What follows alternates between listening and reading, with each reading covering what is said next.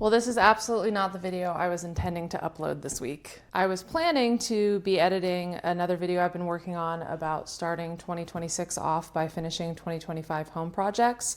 And that video is still coming, but instead of editing that this week, my husband and I have been preparing for a potentially catastrophic winter storm that's due to hit not only our area, but a large portion of the United States this weekend. The forecast has changed wildly since the beginning of the week, and that's to be expected. It's really difficult to pinpoint weather the further you go out from the day of that you're trying to predict. I live outside of Asheville, North Carolina. We started the week being told we were going to get 20 inches of snow, which for our area is a ton. And by the middle of the week, that had changed to almost no snow and possibly over an inch of ice, which would be totally catastrophic. We've ended the week. It's Friday night at about 6:30. The storm is supposed to hit us tomorrow, starting in the morning, but really by tomorrow evening. And most of the meteorologists think that my area specifically is going to get probably between a 1/4 inch and a 1/2 inch of ice. Realistically, from all of my research and really paying attention to this, I don't think it would be unreasonable to think that we'll be without power for about 3, maybe 5 days. So that's what we are planning on. The best case scenario is that we've done all of these preparations and we don't need them. I would not be mad at all if all the work we've done this week was for nothing. That would be great. I would be so happy. But that's not really likely, and I would much rather be as prepared as I can be and not need it than the opposite. I need to offer the huge disclaimer here that everything I'm sharing in this video is just what my husband and I have chosen to do for our household based on our specific needs and the resources we had available to us the past few days. If anything I mentioned that we did wouldn't work for you, don't do it. If anything I mentioned was something you hadn't thought of that's helpful, let me know in the comments. That would be so cool if this video reaches anyone that finds it useful. Okay, so to start off, I want to mention our unique situation. I have some pretty, I don't know if I want to use the word unusual medical needs, but yeah, probably unusual is accurate. I have a pretty severe case of mast cell activation syndrome and dysautonomia, ME/CFS, all that kind of thing. There's sort of a whole umbrella. If you're watching this and you're familiar with any of those illnesses, you're like, oh yeah, girl, I know the list. But what that means for me is that most places outside of my home are not safe for me. I experience anaphylaxis 24 hours a day, 7 days a week, and I take a lot of medication to try and keep that from taking me out. But, if I were to go into someone's home, like if we lost power here and we didn't have a plan for a backup heat source and we needed to flee to, say, a neighbor's house, for example, that does have a generator and they have Glade plugins, let's say, that would be an emergency medical situation for me. Those Glade plugins would be life-threatening for me. It's the same with like a shelter situation. There's really not a way for us to go to a communal shelter and not have that cause a whole different set of issues that are just as serious as if we stayed home with no power and no heat and no food or something like that. So again, this is what we're choosing to do. I will also offer the caveat that we went through Hurricane Helene in this area about 15 months ago. Before we moved to this area, we lived in a cabin in the woods in Colorado, and we were pretty much off-grid and surrounded by wilderness. And we feel like we're relatively savvy as far as like preparing for power outages and that kind of thing. Hurricane Helene showed us that we had no clue, basically. I mean, we were more prepared than a lot of our neighbors, but still, we learned a lot from Hurricane Helene.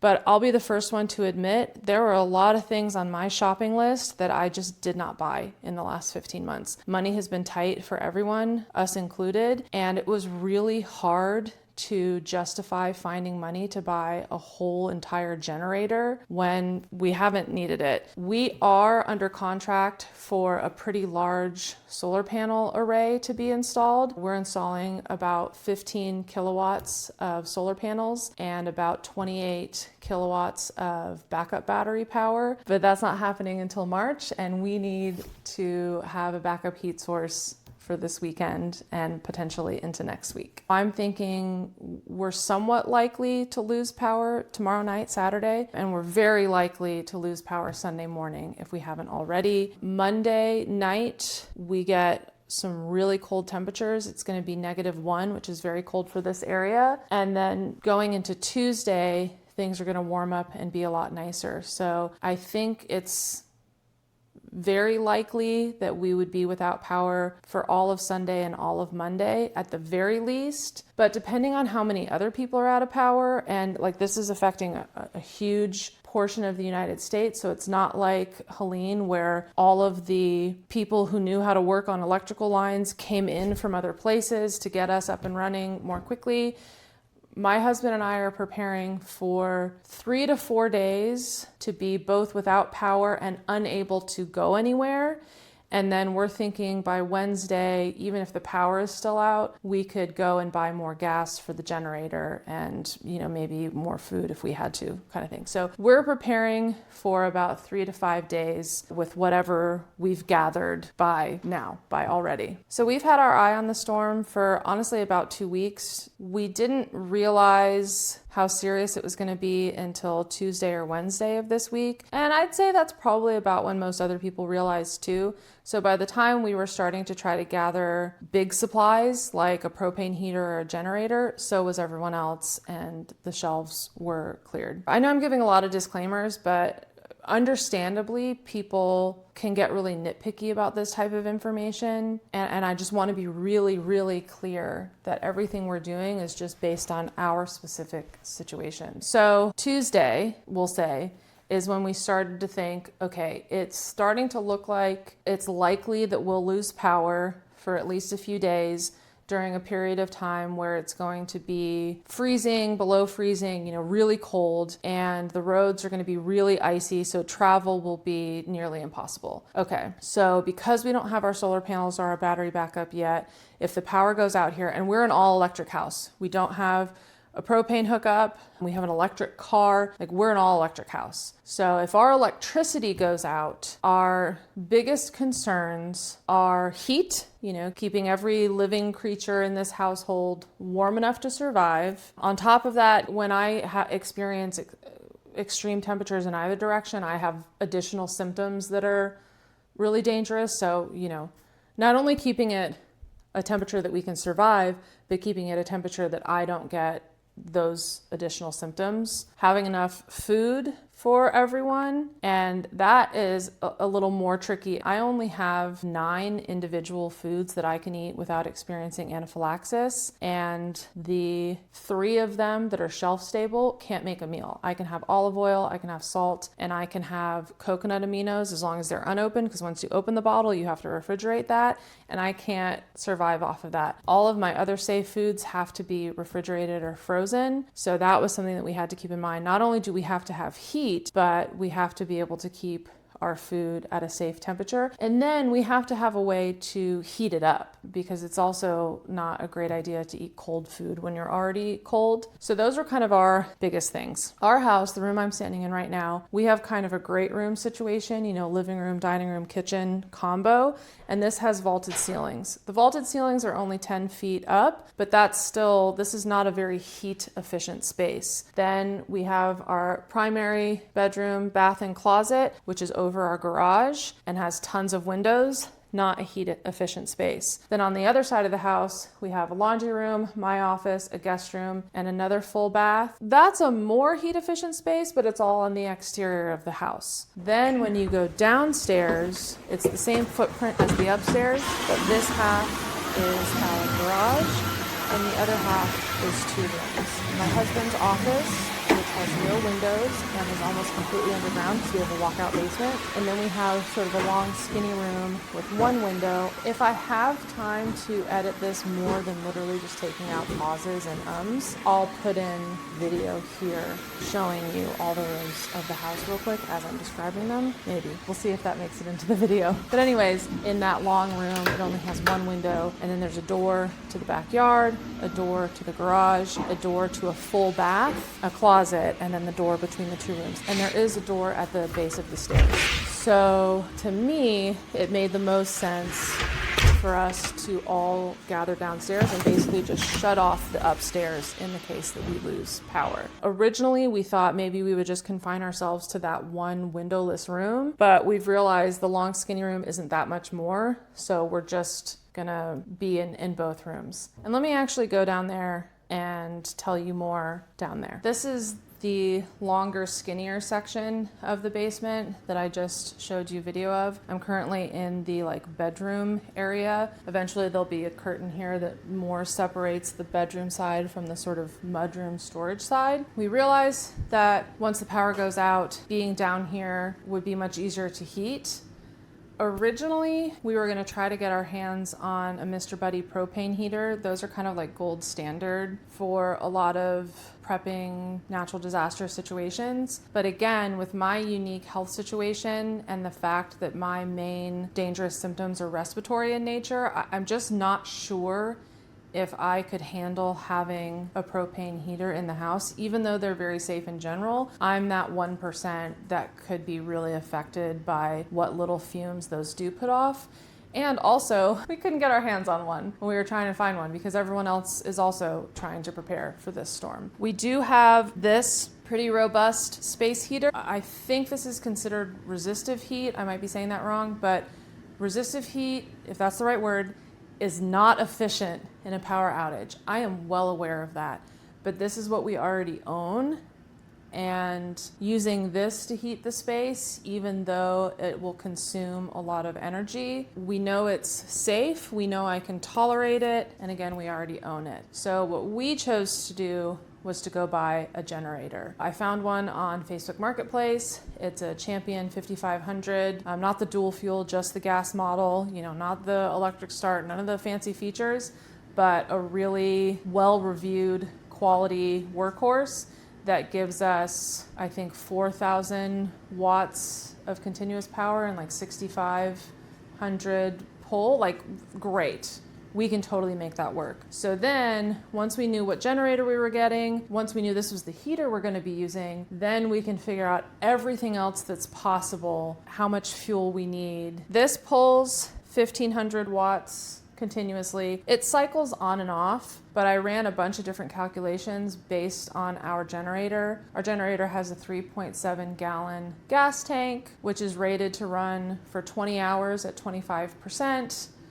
This will pull about that much. So just running the heater, depending on what temperature we have it set to, depending on how often it's actually turning on and off, was one calculation. And then on top of that, what else do we need? Well, if we want to be as comfortable as possible, it would be great if we could have multiple ways to cook food. So for my first meal of the day, that meal typically uses both a burner on the stove, a toaster oven, and a microwave. So if we can power, not at the same time, we probably could power them at the same time, but can we use each of those things?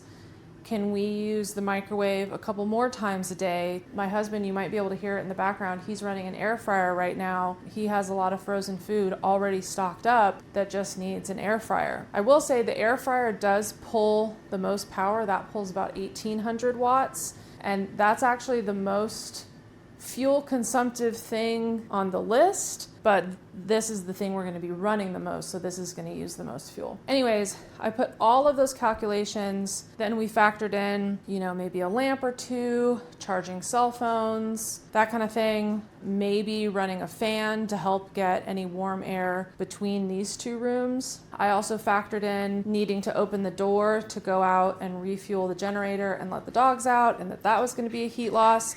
I ran a ton of calculations and a ton of different scenarios. And what we came up with is the highest end fuel consumption will probably be about 7.5 gallons of gas per day. And that's a lot. That should really give us anything we need. And then on the low end, we'll be using about 3.5 gallons a day. So between one tank of gas in the generator, only filling it once a day, to having to fill it twice a day. And then it also depended on how much gas we could get. So let me go out to the garage and I will continue talking at you about what we did. So again, this is the generator we got. My husband is currently changing the oil. We bought it used from a guy off Facebook Marketplace who was great.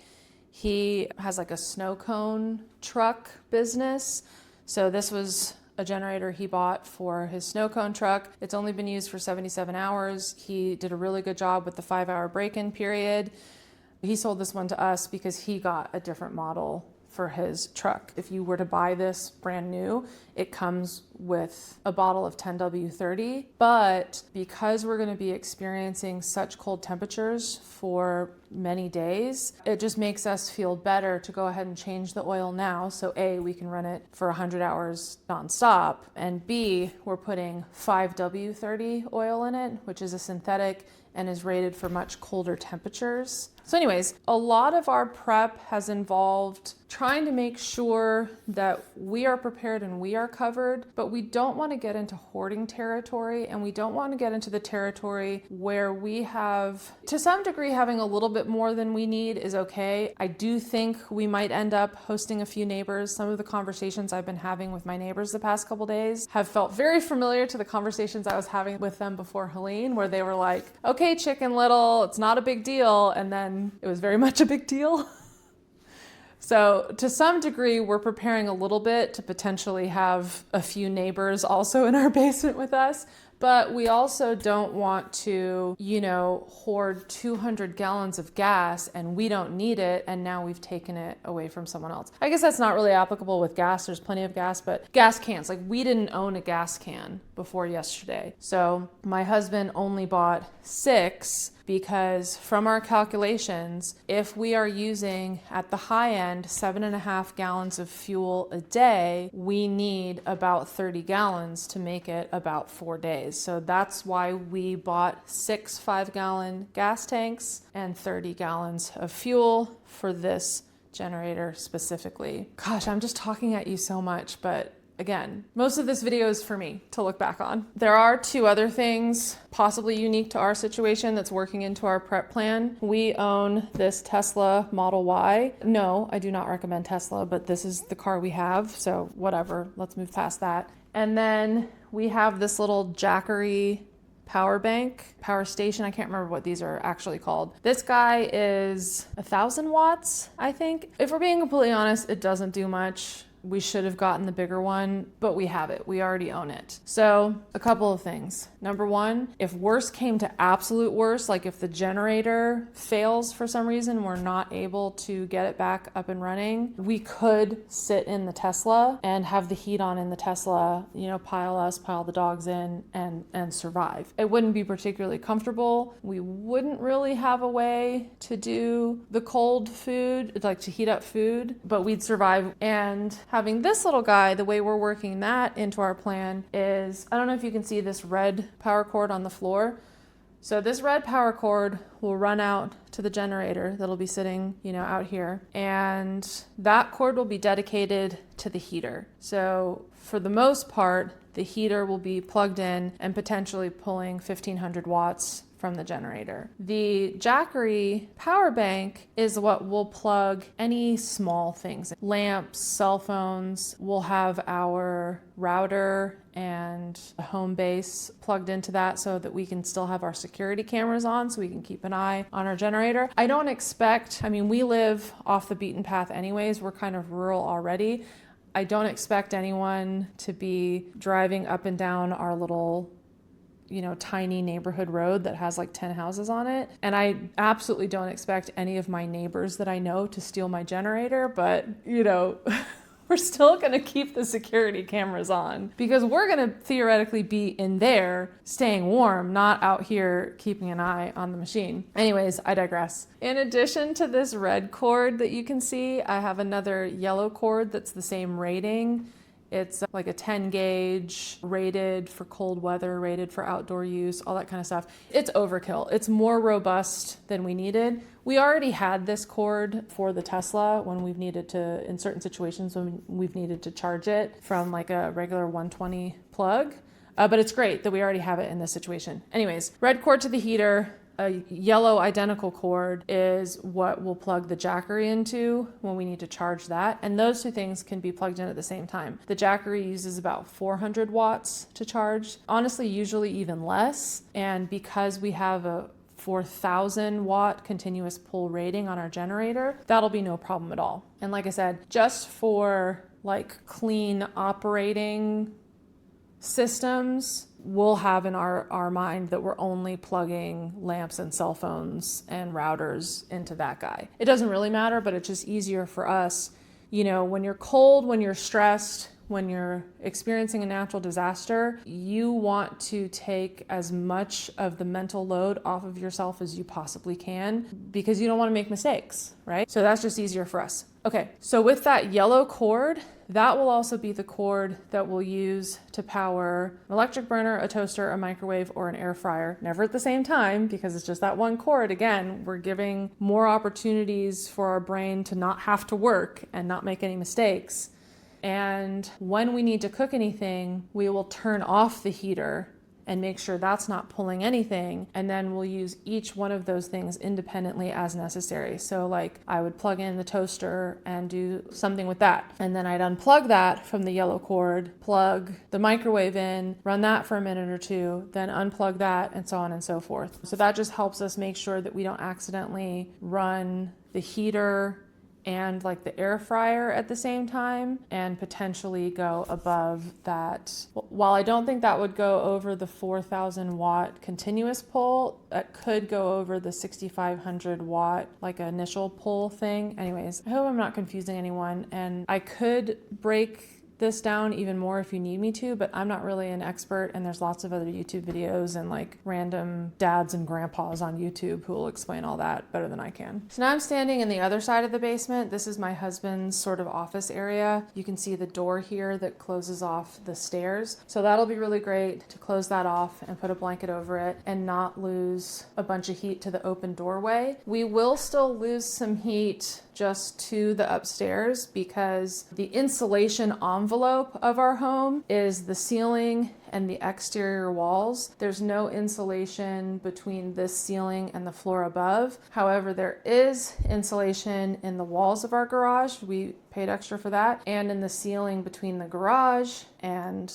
the floor above. So our insulated envelope is like the whole upstairs and these two rooms downstairs. That's actually going to work in our benefit because if we're keeping this whole downstairs area, this is maybe a little less than 700 square feet, and I think our heater is rated for like 1,000 square feet, so that should be pretty doable. Let's say we're keeping, I'm estimating that to be super duper comfortable, we would keep that heater on 66 degrees. So if we keep that heater on 66 degrees the entire time we're out of power, the upstairs should stay at like 40, 50 degrees.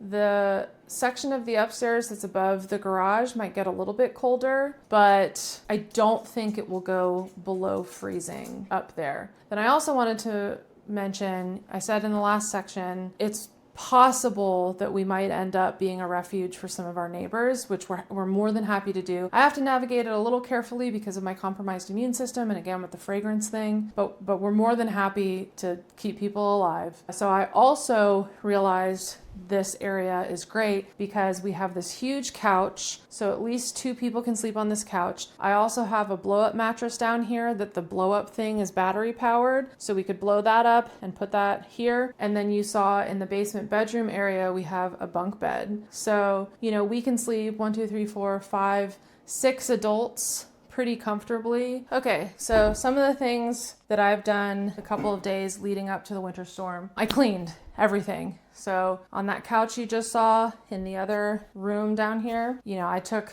the cover off of the base, the cushions, washed all those. We washed the other cover that we have over it. These 2 dogs shed a ton, and they bring in a ton of red clay dust from the yard. So cleaning was key. We vacuumed everything down here. We mopped everything down here. I deep cleaned the bathroom down here. The sheets on the bunk beds were already clean, so I didn't have to worry about that. I deep cleaned this whole thing. This had gotten really, really dusty. And then I sort of double checked everything in here to make sure it was all the useful stuff has been gathered down to this section. So we've got the air fryer up here. We've got a gluten-free toaster oven for me. We've got the microwave. and everything plugs in right here. So we'll have that red cord that'll come about 3 feet into this room. And so we'll have the space heater plugged into that. Normally you wouldn't want to plug a space heater into an extension cord. Normally that's a big no-no. In this situation, it's okay because of the type of extension cord we're using. That 10 gauge, we're fine in that situation. So the heater will be plugged in there. And then we have that second yellow cord.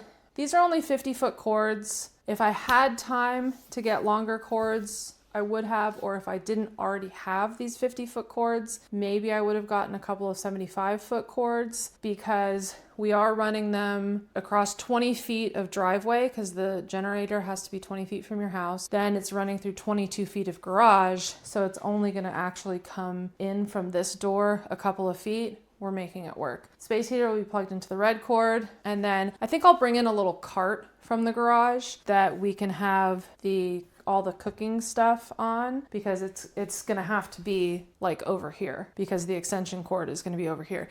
And you don't want to daisy chain extension cords really ever, but definitely from a generator. So, if we're operating the air fryer, it is plugged directly into that yellow cord. And then I moved some other things down here. We have some non-perishable stuff for William. There's more in here. I've filled a bunch of things up with water. We'll talk about water in a second. I moved the electric burner down here. This fridge will be off, but it only has beverages in it, so that's not a big deal. If William wants any of these, and if he wants them cold, he can just stick them outside for a few minutes. So that does bring up fridge and freezer concerns, which I'll talk about in the next section. But otherwise, down here, it was mostly just cleaning, getting the tub down here scrubbed really well so we can fill it with water. That's probably, let me take you in there. I just really hardcore deep cleaned this bathroom, especially this tub. Even though the water in this tub is mostly going to be used for flushing the toilet, I have other sources of water set aside, which should be enough for drinking, washing hands, washing dishes, and I'll tell you my plan for the setup here in a minute. In case we do have to drink this water, you want the vessel that it's coming out of to already be clean. So really deep cleaned this bathroom, made sure we have extra toilet paper, paper towels. In a power outage situation is probably the one situation where I'm okay using more disposables. Instead of worrying about hand towel and regular plates and metal forks and stuff, I've put some paper towels in this bathroom. We have paper plates, that's gonna be fine for a few days. This one's kind of random, but another reason it made sense for us to make this area, the area where we're sheltering in place and the area that we're heating, is because we already have our orange tree down here. That wasn't a driving factor at all. It's just more of a happy convenience that those two things aligned. I really don't want to lose this tree. And now we won't have to, because it'll stay warm enough to survive during potentially an extended power outage and sub-freezing temperatures. And so I also moved a few other houseplants down here as well yesterday. So that was part of my prep, getting any plants that I really care about into the heated area so they could survive as well. William has the generator on in the driveway, and we're just gonna double check plugging the heater in. So the cord won't come in this far when the actual situation happens. The generator is a little bit closer than 20 feet right now. Didn't turn on. Maybe Okay. you have to turn a button on first. Yeah, this is why we're testing it. Okay, I just heard a chirp, so I think oh yeah. It turns itself on at 72 degrees, so I just turned it down to 65. We will never have this thing on 72 degrees. Well, never say never. So I'm going to be quiet for a second and see if you can hear the generator at all.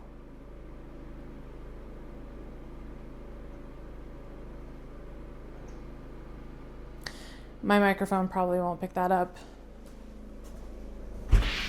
This thing's working? Yeah, it's working, and I turned it on to 65. Okay. Yeah, I heard it kick off. You can hear it. Yeah, so this is probably the loudest it will run. Yeah. Now, what happened was the vibrations vibrated so hard it vibrated the plug out of the plug. Oh. Yeah, so I gotta make sure we don't have that issue. You probably couldn't hear the generator just from my little mic, but it's actually pretty quiet. That was one of the reasons I was really happy. We bought the generator that we could find, and that was still available, but I was really pleased at the model we ended up getting. It seems like a really good machine, and it's known for being a quieter generator. So when it's running on eco mode, it's like 60 decibels. We can't run it on eco mode because this pulls too much for that. So off eco mode, it's about 70 decibels. And when it's experiencing, top end pull, like when everything's on, it's still under 80 decibels, which is great. One of the concerns about getting a generator, and one of the reasons we haven't purchased a gas generator previously, number one, we were trying to be an all electric household for reasons I can get into if you're interested in. And number two, I am sensitive to gasoline fumes, yay, of course. And I'm also really sensitive to things that vibrate. I know that feels like a really silly thing to say, but it's my reality ever since I developed this illness. And so I'm really pleased that this generator is pretty quiet, but that's another reason why we're putting it out here instead of out in our yard, because that gets it further away from where I'll be sleeping. And, there's a whole garage and a little bit of insulation between it and us. So standing in here a few minutes ago when it was on and it was at full pull because the heater was on, it was annoying, but I think I've gotten enough control of my illness to be able to tolerate it, especially for a few days. So I'm feeling good about that, but that is a unique situation that probably you wouldn't have to worry about. Okay, I know this video is very rambly. I hope it's not too annoying. So let me talk about some of my mental checklist stuff that helped me figure out what I already had on hand that was going to be useful in the event of a power outage during the winter for multiple days, what we still needed to procure before the storm, and what went into, if you're only going to be without power for a few hours, that's a totally different ball game than it's entirely possible we will be without power for 3 to 7 days. And if we look at historic data to try and help us make decisions, according to my research, I could be wrong on any of this, the last storm of this caliber was in December of 2002 in this area. I think I'm getting that right from memory. And that knocked out the power for an average of 10 days. It's more than 20 years later. We'd like to hope that our infrastructure is better now, but in Asheville specifically, we've seen recently that that's not necessarily the case. I'm not a huge prepper, but I don't need to survive the apocalypse, but I do want to survive the storm, and I want to be as comfortable as possible. I know I'm not going to be as comfortable as a normal regular day, but I would like to reduce as much of that stress and as much of that discomfort as I can, because just the act of experiencing a natural disaster is stressful enough by itself. Again, I know I'm rambling a lot. This is mostly for me. And this is mostly to reassure myself, because a couple of my neighbors have made me feel like I'm being Chicken Little. And I understand that some people's trauma and PTSD from Hurricane Helene is manifesting as like a mental block against preparing for another storm or acknowledging that another storm is coming. I get that. I have so much grace for that. On my end, though, what feels good to me and what feels good to my nervous system is solving as many problems ahead of time as I can, so that whatever problems inevitably arise during the moment, I'm more available to navigate. Anyways, let me go down the list. I don't have a list in front of me, so I might jumble this up a bit, but let me go down the list. Heat was probably the number one thing for us. We got the generator, we got 30 gallons of gas, we have the space heater. Again, I know it's wildly inefficient fuel-wise to run a space heater during a power outage. That's what works for us. So heat, we feel good about. Water, I will fill up the tub in the basement, and that's what we'll mainly use for flushing toilets. I am also gonna fill up the tub in our guest bathroom for 2 reasons. Number one, after Helene, water was a problem. Some people were without water, like without safe, potable water for months. Like, I'm not exaggerating. Months that people were still having to buy bottled water, go shower at the disaster trucks in the grocery store parking lot. It was crazy. So in my opinion, you can kind of never have too many backup plans for water. Also, we have a bit of specific water PTSD because on our Colorado property, that was a 100-year-old homesteading property, and we had a shallow hand dug well that was fed from a spring, and our well collapsed right as the pandemic was starting and right after I had had a stroke.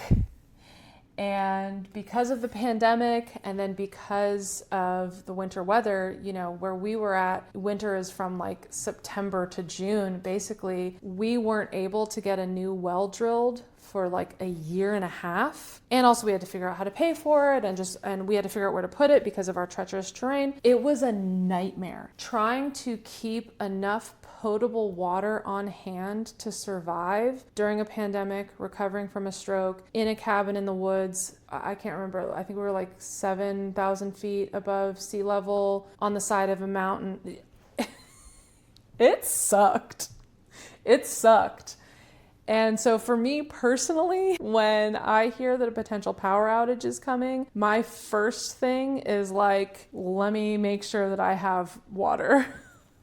I'm obviously much better than I was back then, but I still got a lot of stuff. So anyways, I'm also going to fill the bathtub in the guest bathroom upstairs, and then I will have one of these temperature gauges in that bathroom, and I will check it a couple times a day. I also have one in the primary bath back here because I think that's likely to be the coldest part of the house with the power outage because it's above the garage. And I'll be checking that a couple times a day and just monitoring if either of those start showing close to freezing. You know, if either of those drop below 40 degrees, that might encourage me to do a couple of additional things to prevent bursting pipes. Like I would definitely at that point, if we haven't already used the water from this tub, we'll drain it. And because we're on a well, sorry, I didn't mention that before. That is a big part of the water. We are on a well here as well. And what that means is when the power goes out, we don't have water from our well. And it is not worth it for us at this time to power our well pump from the generator. That just doesn't make sense for us right at this time. That's something that's definitely going to be covered when we have those solar panels installed and we have the battery backup system. That's going to be a whole different ball game during power outages. We might not even notice a power outage once all that is in place. But in the meantime, if the power goes out, no water. When it's this cold and our power goes out, pretty standard procedure for us is to just go ahead and turn off the water where it comes into the house and open all the faucets and taps and just drain all the lines. That's pretty standard practice for us. It's, again, just peace of mind. We don't really have to do it, but it just means if, say, that primary bath does go below freezing, the pipes are unlikely to burst because they're not pressurized. But when you drain the lines that way, there's still going to be a little bit of water, you know, like even if I flush the toilet, there's still going to be a little bit of water in all the P-traps. I'm not super worried about that in this situation. I don't think it will get cold enough, and I don't think it will get cold enough long enough for that little bit of water in all of those P-traps around the house to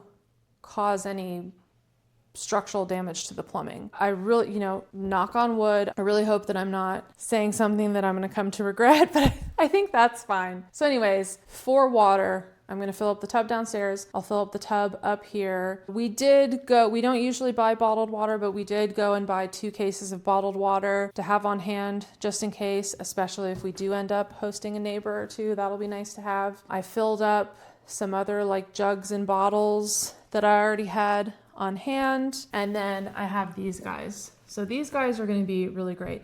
And for years, this 5-gallon guy was like our main water. Like we used to go fill this up a couple times a week at like a water place down the mountain. And again, it sucked. Hauling water of any amount sucks. And if you're interested, I'll talk about what we did with an IBC tote in the bed of the truck and like siphoning water from our neighbor's well with their permission, which is technically not. Anyways, moving on. We have this 5-gallon guy. I did break the spigot and I haven't bothered to replace it. That doesn't matter because I also have this little 1-gallon guy. So downstairs next to the sink, I'll set this guy up with the spigot pointing into the sink. And this is what we'll use for like hand washing and dishwashing and filling up cups to drink. We'll use this guy and then I'll refill this guy from this from the other jugs of water that I have around. And then once we run out of that, if we still have water in the tubs left, and we'll kind of go between using the water in the tubs to flush toilets, to drink, we'll break into that bottled water, all that kind of stuff. So I think we're in a really good place as far as water is concerned. And then I love these ThermoPro thermometers. I've had them for years. They're great. But this one is one I just got to prepare for this storm because it shows the temperature inside and then the temperature wherever you've put the sensor. So I'll go ahead and put the sensor out with the generator. As it's running, it itself creates heat. So that alone could be beneficial to keeping it from like icing up. And we are very specifically going to make sure we have it running through the night every night, which will also, especially on Monday night when we could get down to -1, making sure that generator stays running overnight will theoretically be our best option to keep it from failing, to keep it from freezing. And especially now that we've put that 5W30 oil in and it's brand new, that's all good. I guess now would be a good time to show you the generator shelter that we built as well. This part is overkill, and depending on what actually happens with the wind might be a total waste of time, but it really didn't take that long to put together. And yeah, I mean, peace of mind, right? Because we know we're running this generator in an ice storm and there's going to be a lot of freezing precipitation. You have to run your generator outside. That's for safety. But if you get a bunch of water, and it's rated for outdoors, and the extension cord we're using is rated for outdoors, but there is still that little space where the extension cord and the outlet meet. And if you get water in there, or that ice is up, or if when you have the tank open to refill the gas, you get water in there, that could cause a lot of problems. So again, just for a little bit of peace of mind, we put together this makeshift generator shelter. And huge disclaimer, I've never built a generator shelter before. I based the design for this shelter on what we already had on hand and was free. I didn't want to spend any additional money on this, especially now that we just bought a whole freaking generator. And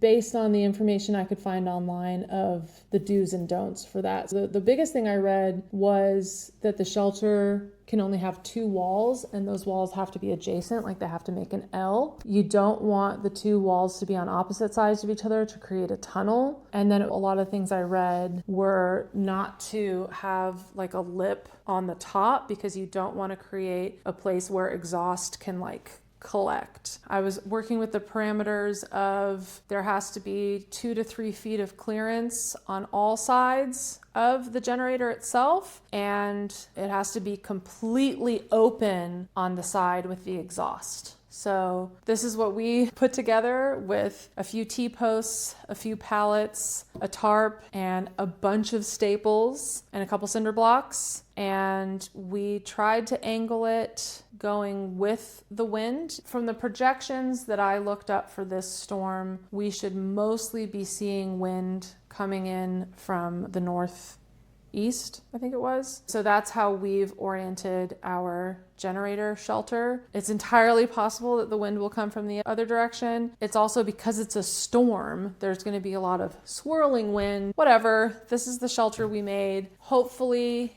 it does enough to keep any ice and water out of the outlets and from getting in the gas tank. Doing these kinds of things just helps me be able to tell my nervous system that we can chill out because we've done everything we can, right? So anyways, I'll have the thermometer sensor out there. Then I have the other version of these that doesn't connect to another sensor. Although in hindsight, I should have gotten more of these. I didn't think about it. I think in the future, I'll buy more of these with the sensors and then just label them with a label maker so I know where each sensor is. That's something we did in Colorado with our chicken coop and goat shed to make sure that the animals' enclosures were always warm enough for them to survive, and I just didn't think about it. But anyways, I have a couple more of these that aren't connected to a sensor. One I have in the refrigerator up here. One I have in the freezer in the garage. I have one in the primary bathroom where I expect it to get the coldest. And I have one in the guest bathroom. And I'll check all of those once or twice a day. So the reason I have thermometers in the fridge up here and the freezer downstairs is because I want to make sure that the temperatures in the fridge and the freezer stay safe for food storage. And I want to have a backup plan on hand in case we need to move things around. So with the power out and knowing that I probably only need to open the fridge twice a day for 10 seconds at a time, the fridge should stay pretty cold.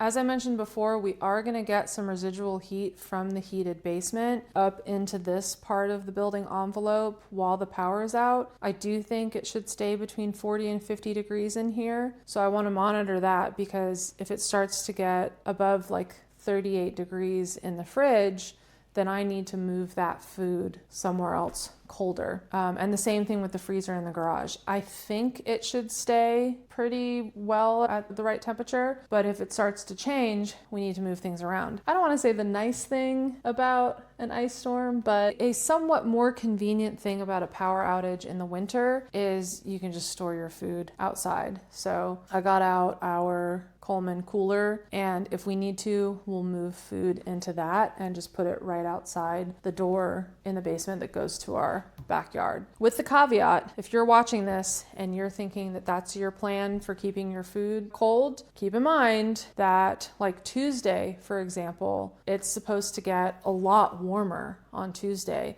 and it's going to be kind of sunny. That's going to be great for like the power crews working on power lines, for, we think that might be an opportunity if we need more gas to go and refuel. That's going to do a lot to make the roads safer to travel on. Like, that's all great. But if you have a cooler outside, especially if it's sitting in the sun, that's going to spoil all your food. So something to think about is just constantly be monitoring, if you can, the temperature of wherever you're storing your perishable food so you don't lose it or make yourself sick. What else have we done? This one's kind of embarrassing. I had to repurchase a lot of things that I got rid of when we left Colorado. When we left the Colorado cabin, I was like so excited to be done with what felt like near permanent winter. And especially, when I was really struggling, and our property in Colorado was like a U shape. And so our house was kind of like maybe like a fourth of the way up one side of the U. And we had like a little flat area that our cabin was on, and then like a little tiny backyard area. And then you went up a path to a smaller flat area, and that's where our goat shed and chicken coop were. And then we had like trails that went all the way up that side of the mountain. The other side of the mountain was just like nice to look at. I mean, you could hike it, but it was, you're bushwhacking over there. But just getting up that little hill from the cabin to where the chicken and goats were, for me, became almost impossible it definitely was almost impossible after my stroke. But like a year after that, when I was somewhat, not recovered, but I was more functional physically, getting up there in the summertime was really difficult. In the wintertime, freaking forget about it, man. William had to do so much more taking care of the animals than either of us expected. And it sucked. And so I got rid of my like heavy duty winter coats. I realized last night at 5 o'clock, I guess this morning, at 5 o'clock in the morning, when I was like trying to go to sleep and my nervous system was like, we have to make sure we've done everything we can. I was like, I don't have a pair of gloves. Like, I have like work gloves, I have kitchen gloves, but I don't have winter gloves. I don't have a winter hat, like what? And I definitely don't have crampons anymore. The things you attach to your shoes so you can walk on ice, which was something I needed every day on the Colorado property. And I gleefully got rid of them when we moved. So I did have to order some stuff like that. William has all that stuff. He kept most of it. And he also, anyone who's like former military probably can commiserate with this. We have an entire Foot Locker full of like gear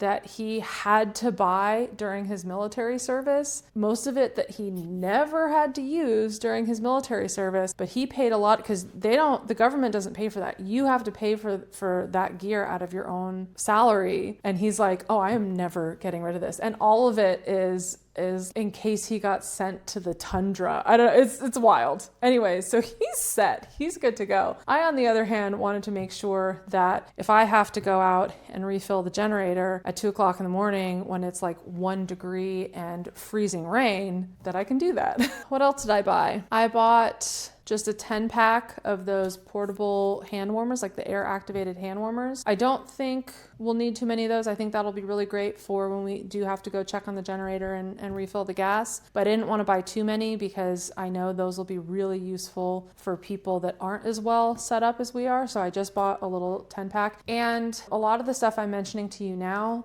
these thermometers, the crampons, the gloves, the hand warmers, a few other things. I did purchase those off Amazon. It's really amazing that Amazon was able to deliver. Like we got our last delivery a couple hours ago. So that's awesome that I could order something yesterday and get it today. And because I'm a housebound disabled person, that's what was convenient for me. William obviously has been out running errands a ton, but that made more sense for me to purchase from Amazon than to have William buy something in a store that maybe someone who can't order from Amazon needed to buy at the store. I hope that logic makes sense to you, but if it doesn't, that's okay because it makes sense to me. What else did we buy? We had kind of already stocked up on food. We did a big Sam's run for a lot of the stuff that William likes to eat recently, and we just restocked the 2 frozen foods that I can eat. And so then I need to cook chicken tonight. I've already cooked some broccoli, and then I need to do a meal prep. I'm going to saute a big thing of chicken and broccoli and coconut aminos, which is my only safe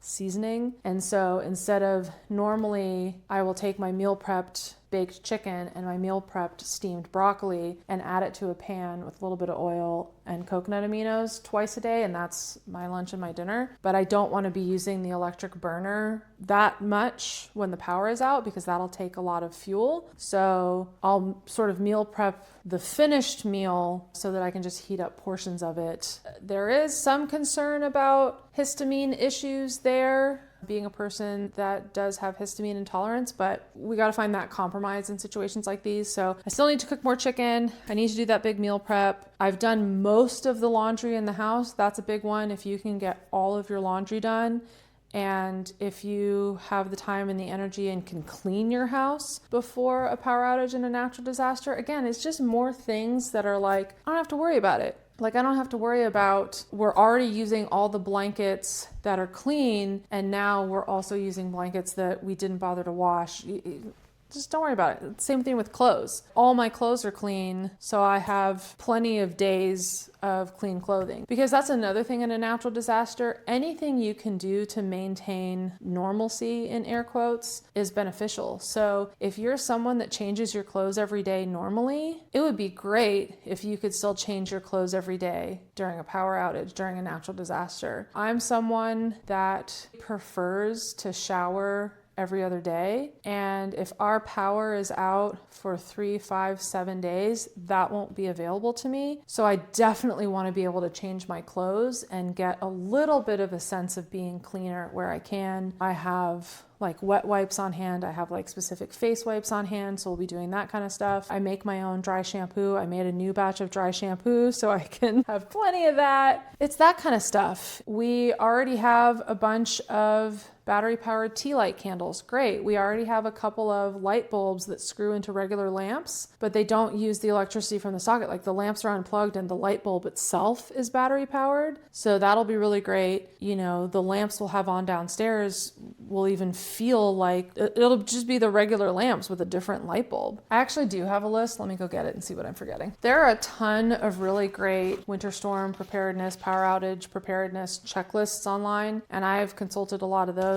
This is just my still to do list. So I need to cook chicken. I need to cook my chicken, broccoli, coconut aminos, big saute thing. I need to fill the bathtubs, which I'll do right before I go to bed tonight. I need to take a shower tonight. Maybe if we still have power tomorrow night, I'll take another one. I don't normally shower every day, but maybe I will in this situation. I need to finish all the laundry. That's pretty much done. I think I just have a load of towels left to do. I still need to staple blankets. You saw in the video I just showed you of putting that generator shelter together, you saw me using my electric staple gun a lot. That tarp is going to be a bit of a pain in the butt to pull off when all is said and done, but whatever. Those staples, there's so many staples in that thing. And that's the same system we used when we were fostering the chickens and the ducks after Helene. We, tied one side of the tarp to T-posts, And then the other side of the tarp was against our fence,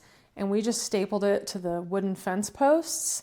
And we got some pretty big winds, and it, definitely flapped a bit, but it stayed put. We're going to get potentially some really gusty winds. So I wanted to make sure the tarp, I'm pointing that way because the driveway is that way. I wanted to make sure that tarp wasn't going anywhere, but it is going to be kind of a pain when we take it down. Anyways, I'm going to use that same staple gun and staple some blankets over the doors and the windows in the basement, just for an added layer of keeping the heat in and having to use less energy because we're not losing more heat than we have to. Set up and test the generator. We've done that. Build the generator shelter. We've done that.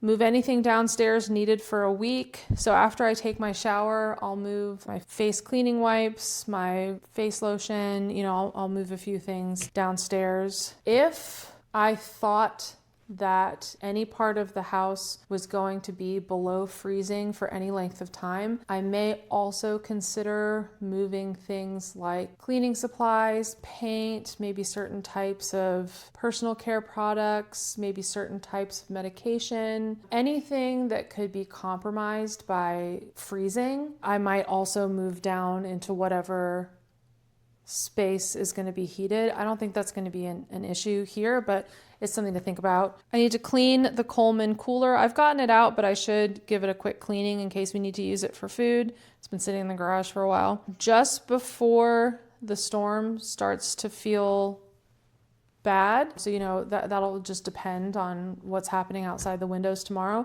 We're gonna make sure we've taken out all the trash and recycling in the house. We're just gonna take it all out and not have to worry about any of that. It's just another thing we can do and not have to worry about it. I have charge everything with an underline. So I want to make sure that my cell phone is charged, my iPad is charged, my headphones are charged. We can recharge those things during the power outage, but it's just great to start with a full battery. Download things to watch, play, and listen to. That was one thing in Helene that we were really not prepared for, because no one was prepared that, okay, yeah, we lost power, but we didn't have access to cell towers or the internet at all for days. And no one expected that. I've downloaded a couple of movies, a couple of extra books to listen to, all that kind of stuff. My husband has downloaded, he's working his way through the entire Jim Butcher catalog because there's a new one that just came out. So he's got like 10 books. He's like ready to go. I had get more gas if the weather forecast changes to worse. It's possible. I won't say it's likely because I don't think it's likely at this point, but it's possible that we could experience an extended power out. It's possible that we could be without power for 10 days. And in that situation, we do not have enough gas in the garage to make it that far. Maybe. We'd have to turn that heater down to, I don't think it even goes down to 45 degrees. Maybe it does. We'd have to be pretty cold. We'd have to be really conservative. But looking at the weather, looking at the fact that Tuesday afternoon should actually be pretty nice, and by Wednesday, travel should be much safer, and at least some places will have had their power restored, or, there might be someone on a generator or something that has supplies, a grocery store or a gas station or something. I think that even if our power hasn't been restored by Wednesday is likely an opportunity that we could go and buy more gas. I may have already mentioned that in an earlier section. I'm starting to lose track. I also feel like this video is getting really long, but anyways, we didn't get more gas today because the weather forecast hasn't changed. It still looks like we're getting between a quarter inch and a half an inch of ice. If it had changed back to that 1 to 3 inches of ice, I would have felt like I needed to get more water, get more gas, get more food. Yeah, and stage everything appropriately downstairs. So, tomorrow morning or maybe tonight or maybe tomorrow afternoon, again, at the same time that I would take the trash and recycling out, that's when I'm going to go around and make sure that I've gathered anything from up here. I can come up here anytime I want during a power outage, but it'll be more convenient to have as much of that as possible already down in the area that we're sheltering in. I'll move these downstairs. I'll move the kettle downstairs. I'll have done all that. And then if the power does actually go out, because again, at the end of the day, if I've done all of this work and I don't need any of this, heck yeah, awesome. I love that for me. But if the power does go out, at that point, if I'm not already physically downstairs, that's when I will move myself downstairs, because I typically spend most of my life up here. That's when I will open all the faucets and taps, drain all the lines, open the cabinets underneath every sink, wherever there's plumbing, so that any residual heat in the house from having the furnace on and any heat that does come up here from heating the basement can keep those pipes warm enough that I don't have to worry about the water in any of the P-traps.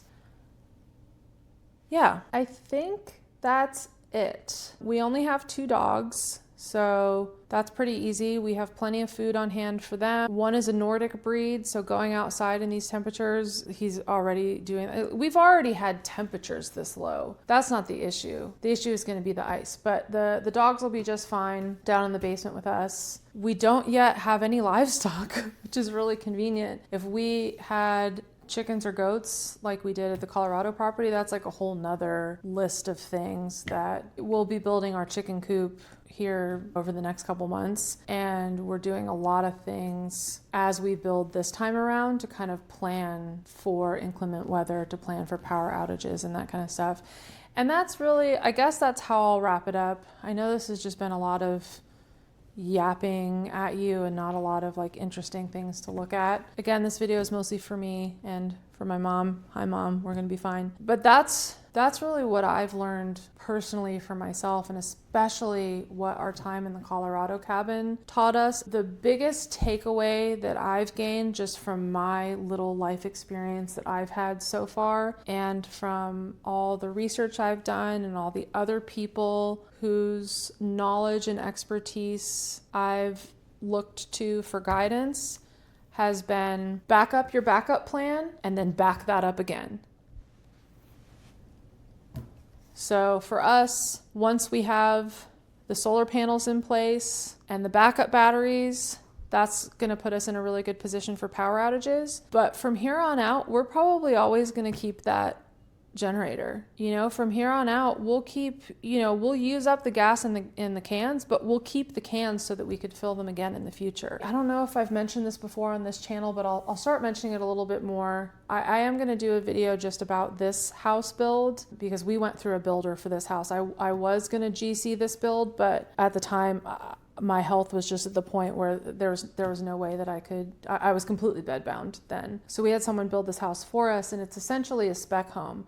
We were able to make a couple of changes, which was great, but in an ideal world, currently there's no way we could ever afford this. But in an ideal world, or if we won the lottery or something, our goal, we would love to buy one more property. We would love that property to be 5 to 10 acres. We had 45 acres in Colorado. We're on only an acre now.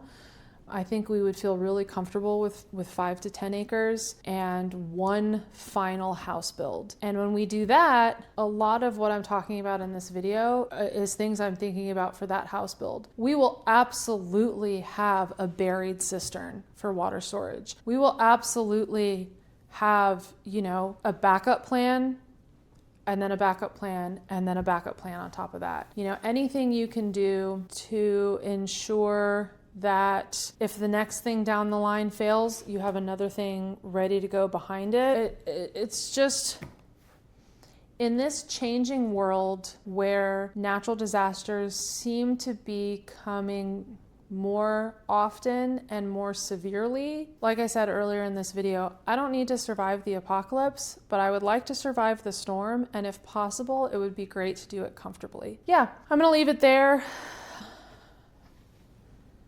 I'm going to go ahead and upload the video here. Like I said, it's Friday night, so we haven't entered into the stormy parts yet. If I have any cell service, I'm sure I will be posting updates in my Instagram stories. I'm pretty good about doing Instagram stories regularly. Originally I was thinking this video that I would show you the whole setup, like the yellow power cord, the red power cord, everything plugged in, but we're really not going to have that all in place until the storm is hitting us.